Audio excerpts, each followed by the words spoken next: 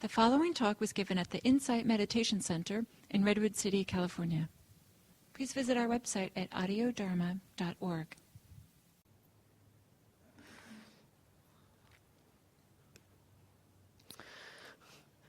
So last week I promised questions for this week. So questions can be pretty much about any topic Dharma related. It might be about your practice, whether that's about meditation practice, formal meditation practice, or practice in your daily life. It could be a question about a Dharma topic. It could be a specific question about how to apply a Dharma topic, or it might be a more general question like, talk about impermanence. So I'm open to, any kinds of questions.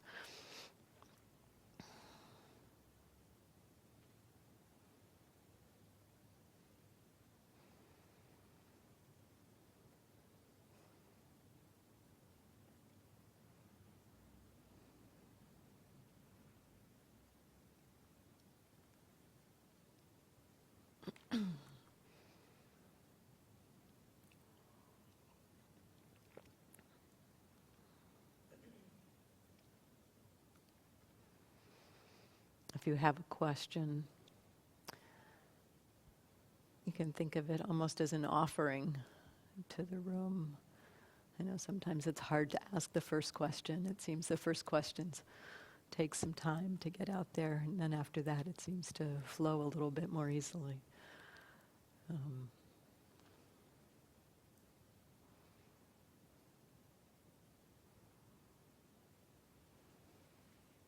Yeah, thanks.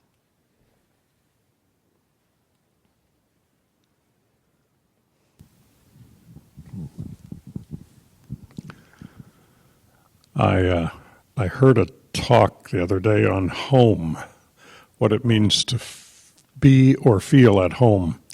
Are there any teachings in the Buddhist tradition that relate to being home or finding home? I guess I would say, what I think of when you say home, or when I think of being home, it's being home here. It's being home in this body, in this being. And that, in different language, to me, that is what the practice of mindfulness is about. It's about opening to the entirety of our human experience, actually learning to be at home in our being. There's so many things, I think, that keep us from being at home, keep us from feeling like we are really okay in our own being. To me, that's what being at home would feel like, is when it feels okay, when it feels, home has a connotation of safety and comfort, and anything else you can think of there? At peace? At peace, yeah. It's got a connotation of those things. And so what might it mean to be at home anywhere? To be at home in this mind and body at any time? This is really what the Buddha pointed to, a kind of a safety, a peace that's not dependent on conditions. Safety in this sense isn't what we might normally think of as safety. Safe, objective safety, where nobody is going to harm me. That's often what we think of as safety. Instead, what the safety of our practice points to is a safety from states of mind that keep us from being at peace. So it's the Buddha pointed to 3 core root states of mind that keep us from being at peace, and these keep us from feeling at home in our lives. wanting, the leaning towards something, greed, desire for things to be a certain way, aversion, a not wanting, kind of the flip side of wanting. We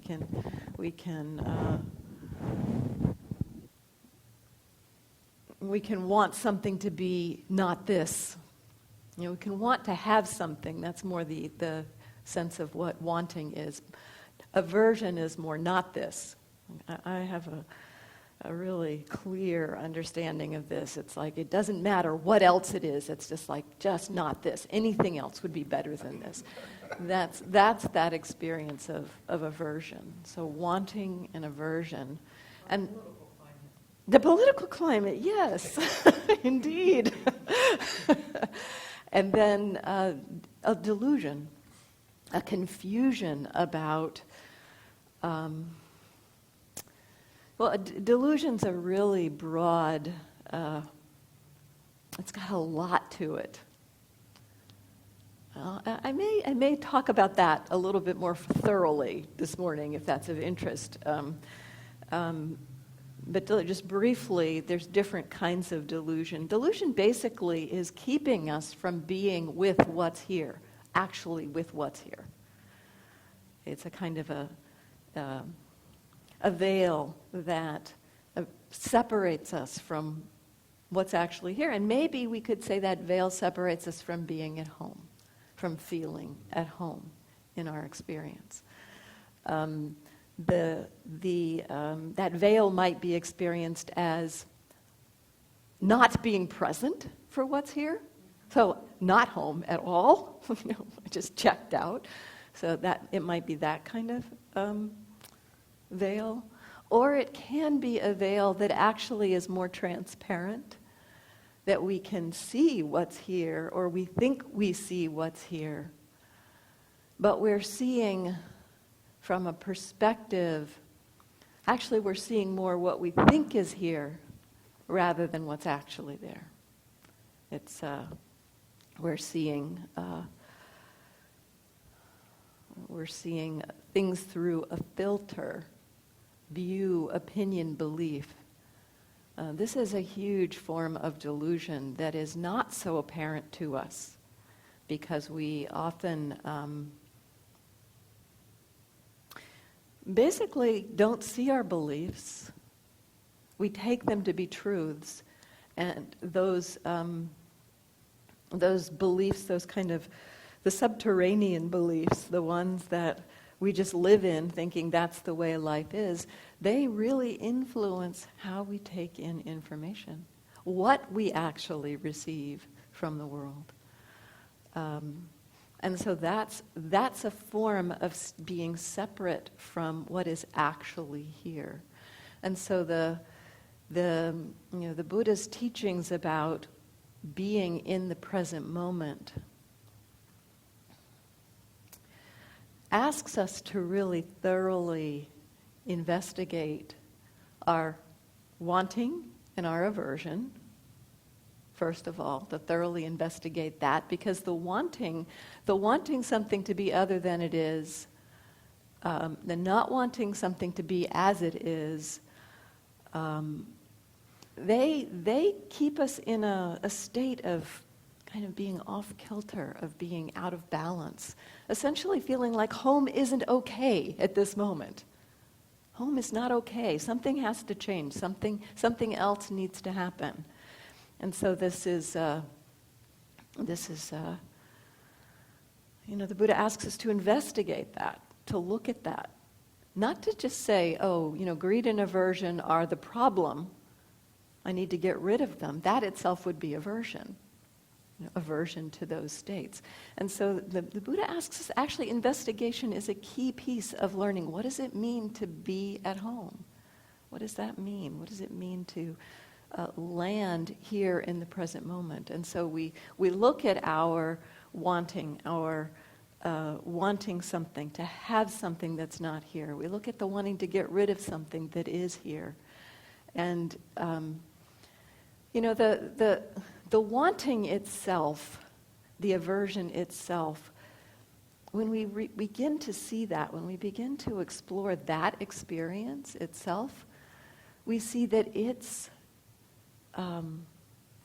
that feeling of wanting is actually what is kind of keeping us off kilter. The feeling of wanting or aversion itself is unpleasant, is not satisfying. In fact, the wanting itself creates the feeling of dissatisfaction. The aversion itself creates the feeling of dissatisfaction. And so looking at that, we begin to recognize that wanting and aversion themselves, in this very moment, and I think home means in this very moment, feeling at home. And so the wanting and the aversion are kind of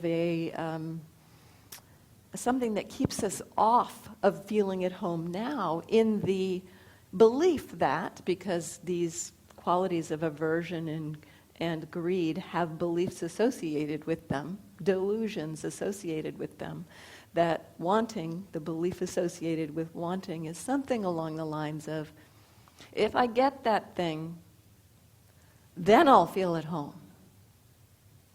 If I get rid of that thing, then I'll feel at home. Essentially, putting the feeling at home into the future somewhere, into the not here, into this, not this moment. And so that belief around wanting and aversion is essentially willing to give up home now for some possible home in the future.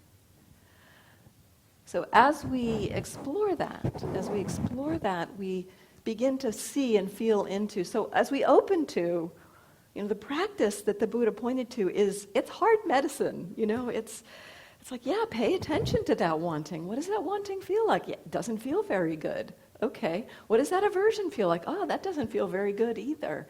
But that learning right there begins to point to, it's like our system. Our system begins to understand in this moment, oh, wanting actually isn't well-being in this moment. It's not feeling at home in this moment. Aversion is not feeling at home in this moment. And so the system begins to understand that, to get that education, and begins to, it's like our system begins to understand how to let that go. Now, I say this a lot, but I have to keep repeating it because it keeps being misunderstood. So when I say that, wanting is the cause of the dissatisfaction, and that the wanting can be released as we discover the aversion, they're very similar energies in a way. They're just they're kind of flip sides of each other, different sides of the same coin.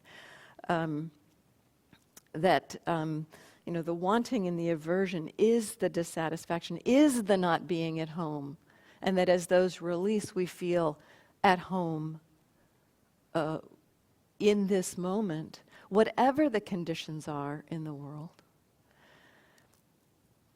Our mind, from the perspective of wanting or aversion, hears that and thinks, oh, being at home means that I don't want to do anything. Being at home means that I don't care about anything.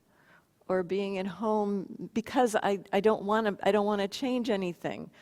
We hear that non-greed and non-aversion as non-action.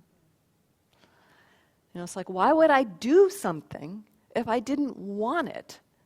Why would I do something if I didn't want to get rid of something? Why? Why would I do anything? From the perspective of wanting, again, a belief associated with wanting, one of the delusions associated with wanting, is I'm the only way things happen in this world.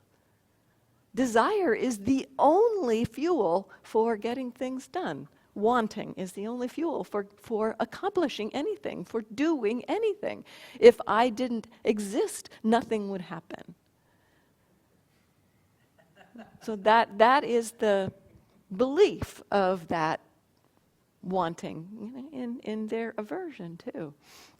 And so from that perspective, you know, I hear this from people sometimes. It's like, I don't know if I want that. You know, I don't know if I want to let go of wanting. You know, I don't want to just not care about things.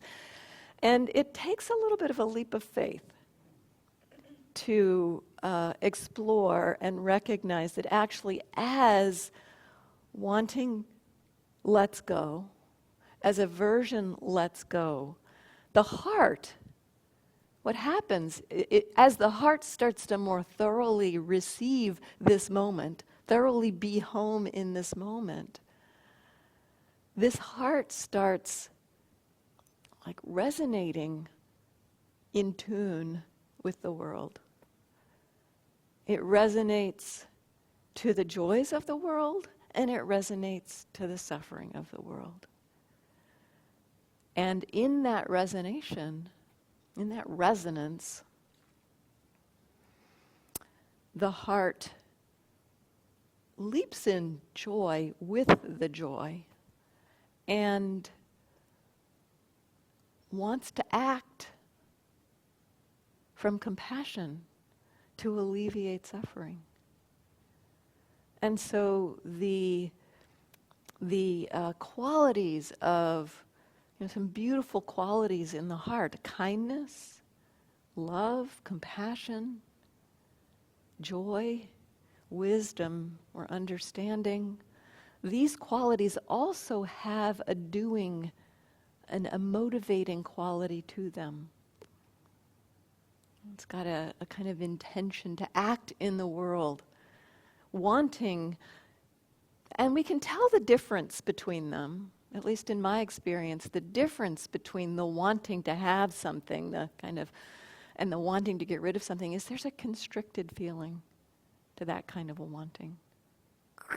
It's the not at home feeling, that crunch, that tightness. And when the wanting and the aversion and the delusion let go, the heart is not constricted and wants to respond to the world rather than control the world. So it's a kind of a difference between wanting to control and wanting to move and do what's possible in the world. So maybe that's enough for now. I see a couple more questions kind of coming, so.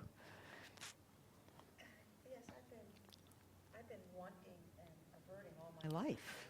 We all have. We've been wanting and averting all our lives, yes. Almost every thought and every motive. Yeah, go ahead and use, is it Every on? thought, every motive is all around either wanting or averting. That's what I've been doing. And so a couple years ago, I mean, talk about a faith, a leap of faith. After my children grew up, I decided, and because I can, related to my work, to come to the Bay Area, and which is rich in many things. Certainly, Dharma centers all over the place, and the tolerance and the diversity, and politically everything. I'm at home here. My physical home remains in San Diego, but I am at home here. But this has been a tremendous leap of faith for me to do this. Uh-huh. To this planner, this wanter, this averter, all of her life to say, go where the love is. Go where you're the most comfortable. Go where you're at home. Uh-huh. And it has nothing to do with where I physically live.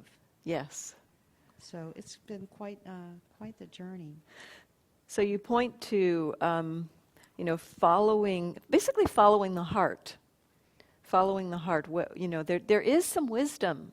There's wisdom in there that helps us to find our way without that constriction. And yet the teaching ultimately is that we can also be at home in places where we feel less at home at this point, that can happen, that we can. And yet I would say that in our training, in our especially in our spiritual practice, it can be really helpful to kind of, it's like, start where it's easiest. Start where the heart, it's like our heart can't open to everything at once. It can't. And so it's like, find the conditions in which the heart can open a little bit. And then we can stretch the boundaries of that, and stretch the boundaries of that, and stretch the boundaries of that. So that sounds like what you're doing, essentially, as long as my here. mind doesn't get in the way, because it's pretty scary when my mind starts getting in the way. I guess the one thing that just kind of, I'll never understand it, this happened about a year ago, and I don't know if it's related to my spiritual journey, but I can't understand it. So I had a retreat. I have a son, and he was studying abroad in Florence, and he was back in the States, and we were to meet a couple weeks later. And that was fine. I hadn't seen him in a year. So I had a retreat in Santa Cruz. I attend the Insight Center. They just moved also to a new center in Santa Cruz, and I attend that center. So I got up on a Saturday morning. I had booked this retreat a couple weeks prior, and it was a 2-day retreat. And I got on my car from Redwood, and I go to the center. And across the street was a market, and I went there to get some coffee. And I turned down an aisle, and there stood my son and his girlfriend. So I was like, it's my Dharma son. How did that happen? Just how did that happen? So anyway, if I continue to just follow my heart and not get too preoccupied with the wanting, averter, planner, and just keep doing, what makes me feel. So there's a couple pieces in there, it's like not get preoccupied, yes, it's really helpful, especially initially as we explore, we see, it's like we start to look at our minds, it doesn't take us long to see exactly what you saw.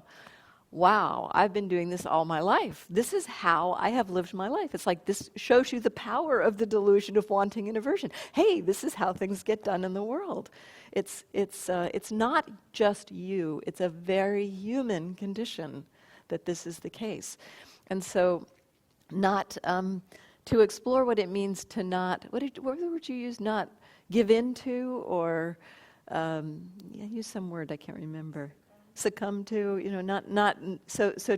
to recognize it's happening, to see the process. Oh yeah, I really want that.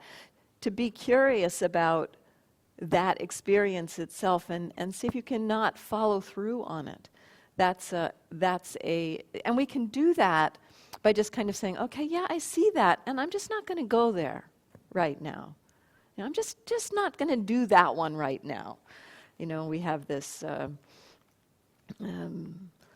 Pull to do something or to get rid of something. And it's like, well, let me just see. What if I just don't do that? Sometimes that we can just not do that thing, kind of just set it aside and go on with our day.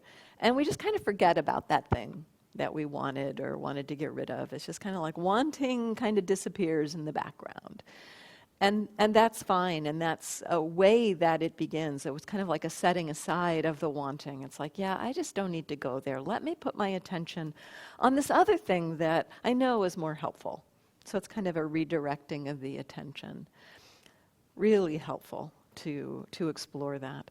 And then another deepening of the practice can happen, and this is easier, I think, in the formal practice than necessarily in daily life, although I've seen it happen in daily life too. I'm able to do this at times in daily life, where I'm curious about the wanting or the aversion itself. It's like, wow, I really want to do that thing. If I've got the time, if I'm not in the midst of a conversation or in the midst of some activity that needs my attention, I may take the time. It's like, well, let me see, what does that wanting feel like? Can I just watch the wanting? Watch that experience of wanting. And this exploration where we choose to turn towards the wanting or turn towards the aversion, kind of land in that experience of what does it mean, and this can be a good question, what does it mean to be a human being that wants something? What does it mean to be a human being that doesn't want something? So it takes it out of the personal and more into the the human realm. It's like just exploring that. What does that mean? I'll offer a teaching from James Baraz that I think is a really helpful way to frame the question, kind of a fun, playful way to frame the question. He talks about, at a certain point in his practice, he pretended like he was an alien who came and took up residence in a human being, and his job as an alien was to report back to the mothership.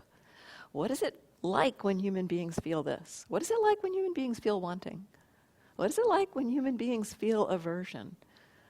So that was the way he explored it. And it takes it out of the realm of the personal. Oh, what do I want? I want that thing. It's like, no, well, this is a human experience. Can I explore the human experience of wanting? And so exploring that human experience of wanting, first of all, you find out that wanting itself doesn't feel very good, and aversion itself doesn't feel very good.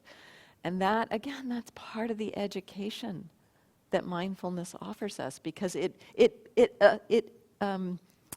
illuminates, it reveals the misconception around wanting that I'll be at home in the future. I'm willing to let go of being home now. Yeah, being home in the future, maybe I can do that. I'm willing to let go of being home now. And so that exploration of the wanting itself in the moment gives us that education, gives our system the education around the unpleasantness, the unwell-beingness of wanting and aversion right here and now. And our system begins to be curious about it. And this is, again, it's a leap of faith, it's an act of trust to be curious about those states. Not to try to get rid of them, but to kind of allow them to loosen, allow them to weaken. And sometimes as we watch wanting weaken, as we get curious about it and just watch it weaken, there's a couple things that can happen. One, we might see wanting release. We might see it let go. That's an amazing experience. If you actually see the moment that wanting releases, I mean, even a simple wanting, like on one retreat, I wanted to look at people. It was a long retreat, and it was even my first long retreat. And I really wanted to look at people, but we had been instructed not to look at people. So I was being a dutiful yogi and not looking at people. And boy, did I want to look at people, but I was just following the instructions. I kind of like had blinders on. I was just forcing myself not to look at people. But this wanting kept going and kept going and kept going. And I was just forcing myself not to look. And at some point, couple weeks into this retreat, it finally occurred to me, oh, right, they tell us to watch this. What wanting is happening. Maybe I should watch this. I'm a little slow sometimes. So I decided to start being curious about the wanting and just watching the wanting. And I watched it spring into being as somebody came into my field of vision. I watched it vanish as somebody went out of my field of vision. And in the watching it vanish, it felt like I was released from a vice grip. It was a huge release, a huge feeling of well-being, of being at home in the moment. And so we learn also from that. We learn, wow, I didn't actually need that thing I thought I wanted to be happy. The release from the wanting is a much deeper kind of happiness than I ever could have imagined. And so we might explore that. We might explore that the wanting itself goes away and the release and ease that comes with that. And we might also find there's ways in which we see as wanting releases. It's like sometimes the releasing of wanting takes us back not to, having to have that thing, but the opening of the heart of loving that experience. And so sometimes as we explore the release of the wanting, it puts us into that more open-hearted space where we see the compassion or the love that motivates. And so again, the release of the wanting, we may find, sometimes we find, and many, many times, wanting is about something that is not necessary. It's not really that useful to us. It's just wanting. Many times that's the case. I think that we get caught on the internet through this kind of wanting, this endless wanting information or wanting to find something to entertain us, it's like, so that kind of wanting is, what we see as we explore the wanting. Is it that kind of wanting that doesn't really need to be satisfied? Or is it the kind of wanting that's connected to a deeper, heartfelt wish to alleviate suffering or to act in response to the world? And so the mindfulness begins to open us to, it doesn't just take us to non-action. It does take us to non-action if it's something that's not necessary. But it leaves space for something else to happen. And it opens us to, the truth of, things are unreliable and out of control, but, the heart wants to respond here. The heart, out of compassion, acts or connects or resonates with love and kindness. So, did you have another? Your response, which I've appreciated a lot, suggests to me that my wanting and aversion, as when they're present, and they are often present, is a kind of homelessness, metaphorically speaking. Yeah. And this talk I heard the other day suggested that one of the reasons perhaps that I react or others react aversively toward the unhoused in our society is because it reminds us that we're homeless in some sense or other. That's an interesting way And to it think seemed about to it. fit. Yeah. Interesting way to think about it. Yeah.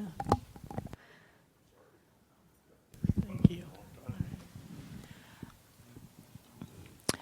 There was something that I had been avoiding taking care of at home because of the strong aversion to looking at this. It was like old paperwork that really had just been kind of cluttering up closets, and I really need to downsize things in my apartment so that I can think about moving to a smaller place.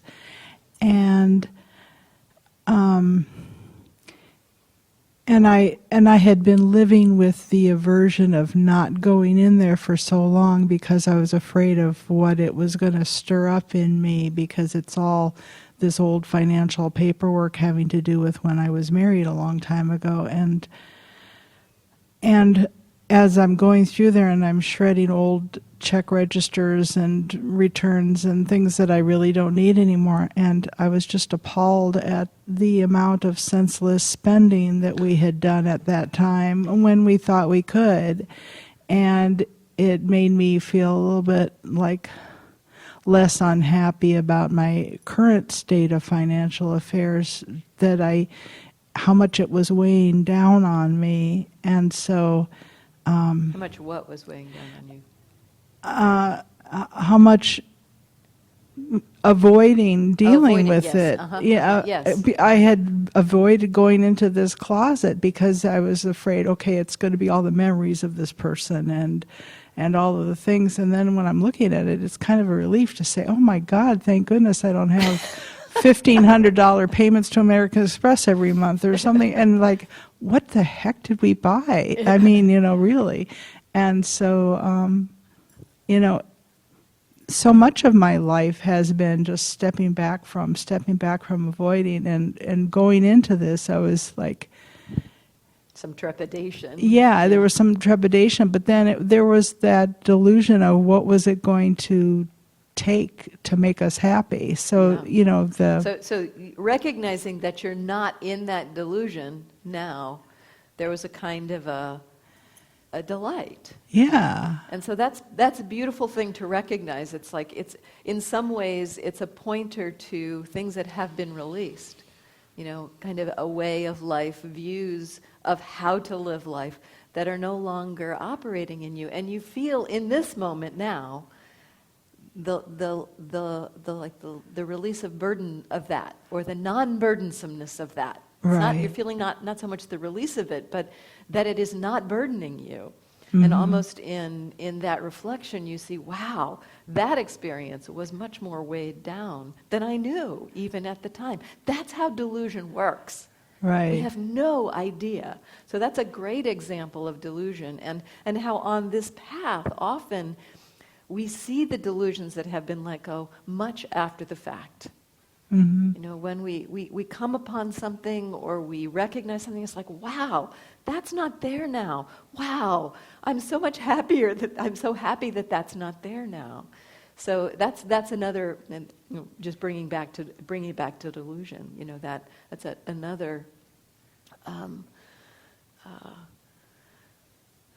beautiful part of this practice. So appreciating that. We can And like you've appreciate said that. about being with that sensation instead of being in it, or experience, like Being with the... being with. I had this fear of going into the closet because I was afraid that I would still have those strong feelings of whatever Yes. emotions they would stir up. But it was the being with, going through it.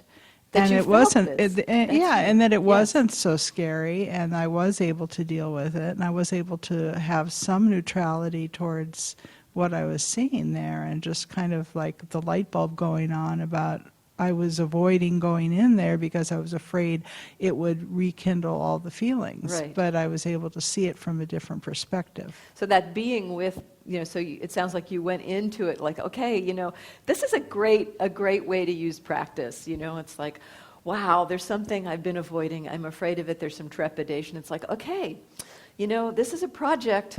Let's have it be a mindfulness project.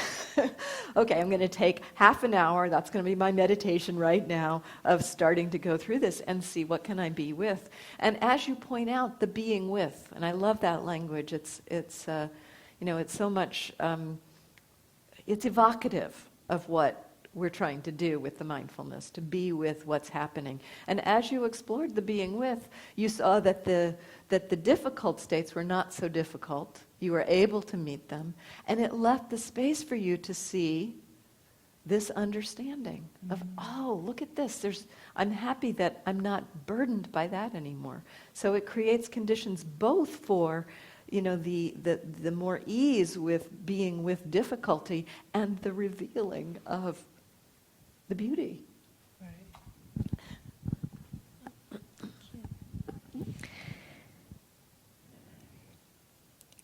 Sometimes in awareness, everything kind of falls away, and then there's this flow from a deeper place, and it feels authentic.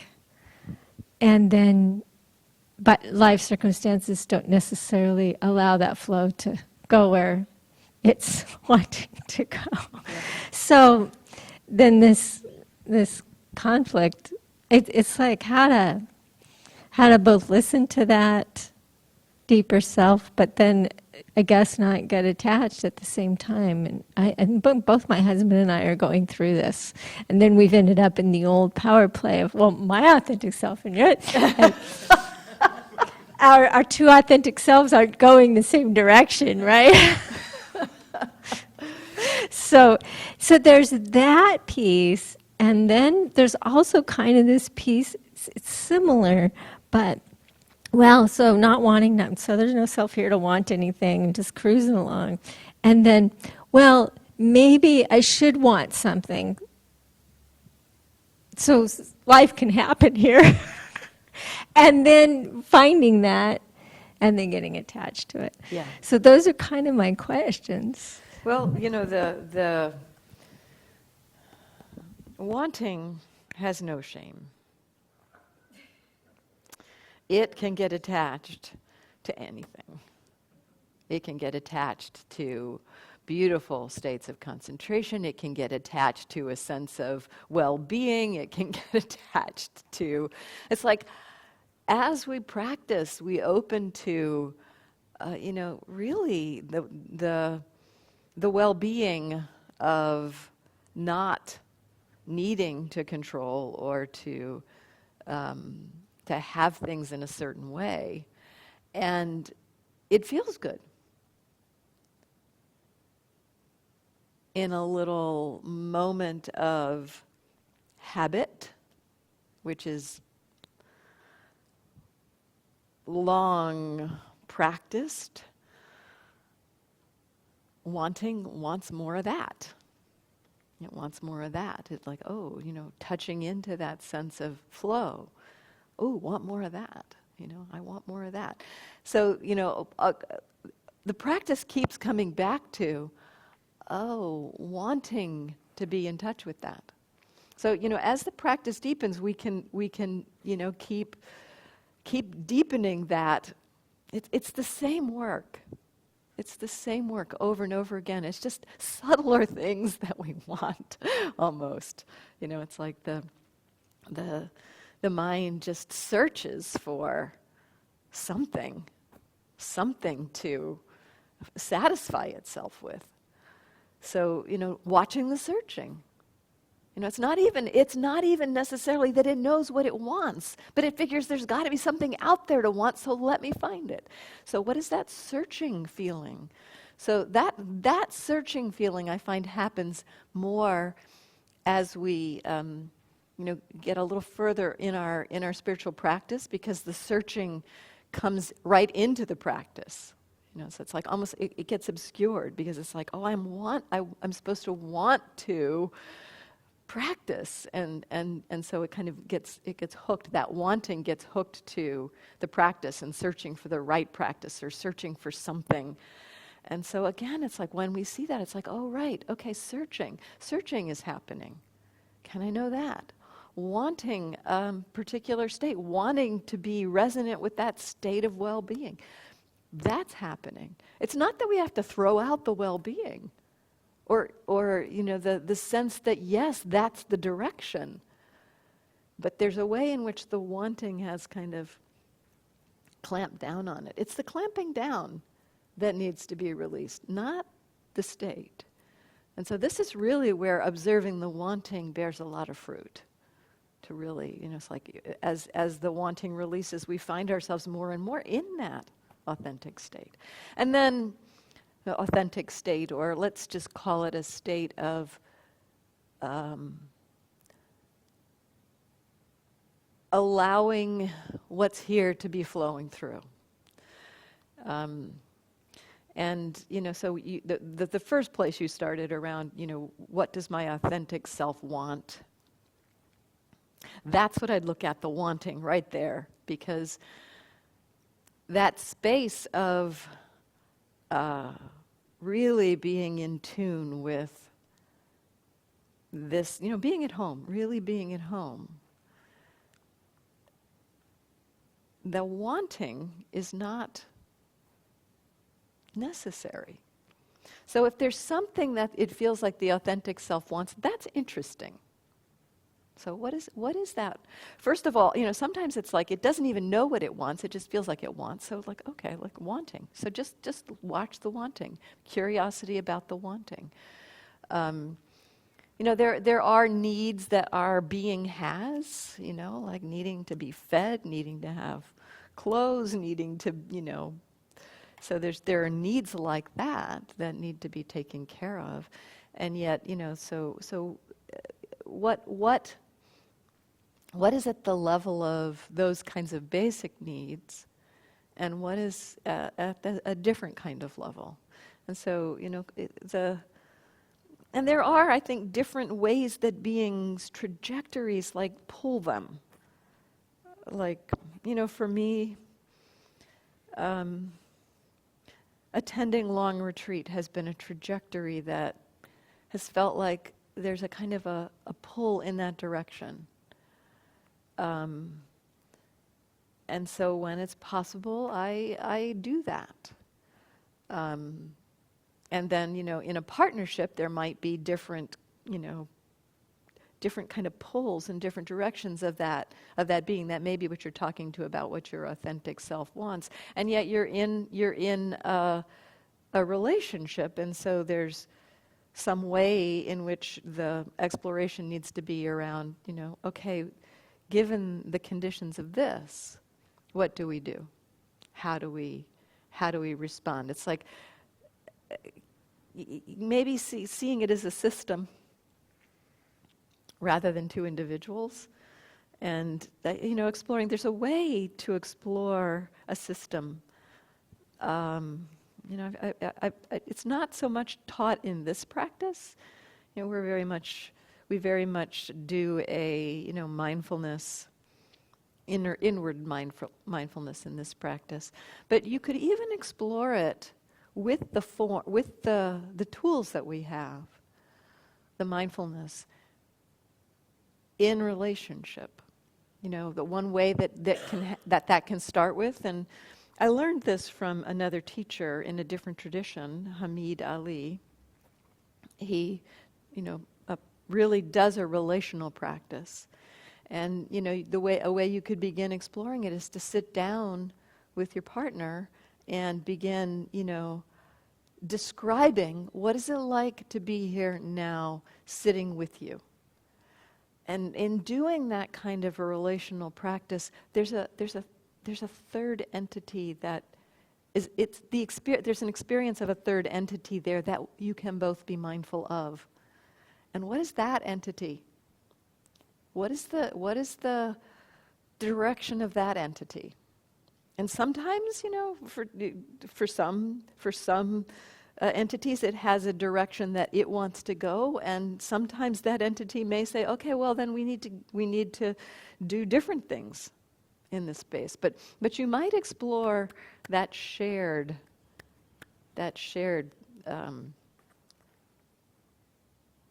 experience with mindfulness. Just see what happens. Yeah, in terms of relationship, that would reorient get it back off the me-you thing and back into the we thing. Yes. And for us, fortunately, the practice is the core of our relationship. So that's why it's been particularly distressing to have it get in the way. The two things that came up while you were talking, one is just a tremendous sadness or pain about that very process of how we could take something so precious and wonderful and constrain it again. Human. But it's what we human. It's what we do. It is completely what we do. It's like, it's not personal. Believe me, it is not personal. But recognizing it, right? It's like, okay, this is wanting and aversion and delusion at work. This needs to be explored. And the other related to that is like what I got all this time sitting here, being with that wanting and what's been happening is it's like the grasping little girl, the 3-year-old, just asserting herself again, just doesn't want to die or doesn't want to be on pause. Yep. I know she doesn't have to die, but wants to assert herself, and come back to life. Can you be with that? Right. Well, this is what it feels like to be the 3-year-old that wants. Oh my gosh! Wow. Yeah. Well, it's a cycle of temper tantrums and excitement. Yes. What one would expect. Yes, exactly. and it can be met in a container that holds it in a different way. Very different than how it possibly was met when you were growing up. It's like okay. It's like. Temper tantrum away. We can hold it. we can be with this. Oh, okay. Oh. And there can be this kind of poignancy and a tenderness towards that, towards that 3-year-old. Yeah. And could you pass the mic back to John?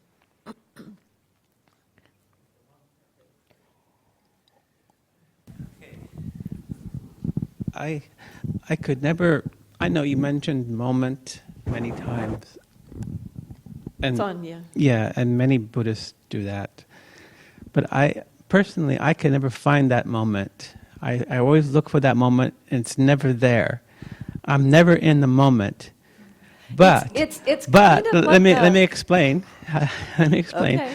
Because I know you think, wow, that's really weird. You're meditating when you can't be in the moment. No, I know. I have a sense of what you might mean, but What I explain. mean Yeah. is that I find myself in the space.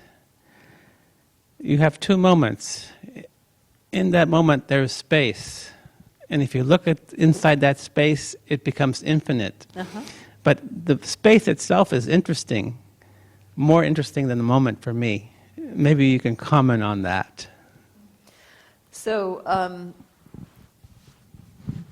if by space you mean kind of what's holding experience? No, you can't put anything on it. It's a sense feeling, but it's a sense of space. You feel that you're in that space. It's like when you play an instrument and there's a The flow, kind of a flow. there's one beat and then another beat, but if you look inside those 2 beats, there is something there that's really very pleasant. Uh-huh. Okay.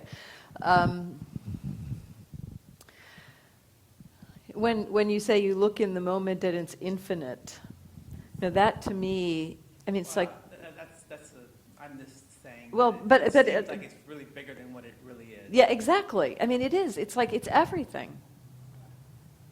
This. There's nothing else. Nothing else, and it's not that there's a place to this moment.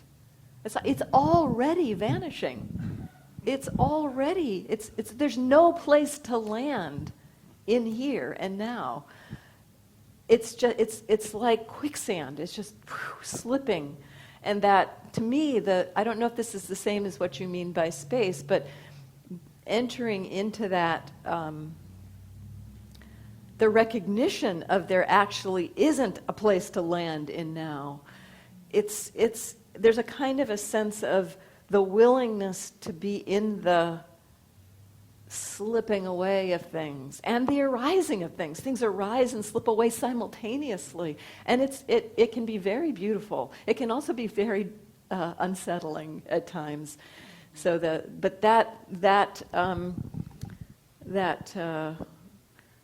I would call it there is a state in which that it's possible to see that, and maybe that's what you mean by space. Yes.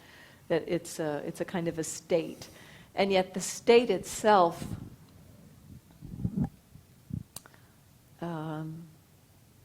It's kind of concentration in a way. Mm-hmm. It's a form of concentration, and it's not the goal of the practice, but it's a state that allows us to see something very profound. It does. Yeah. So I have just one quick question. But it's time to stop. Free will versus determinism. Can you comment on that? Well, maybe next week. That's a whole question. Actually, next week I'm away. I'm going on a little vacation. Just remember the that. following week, free will and determinism. Okay, that's the topic. We'll try to talk about that the next time. Thank you.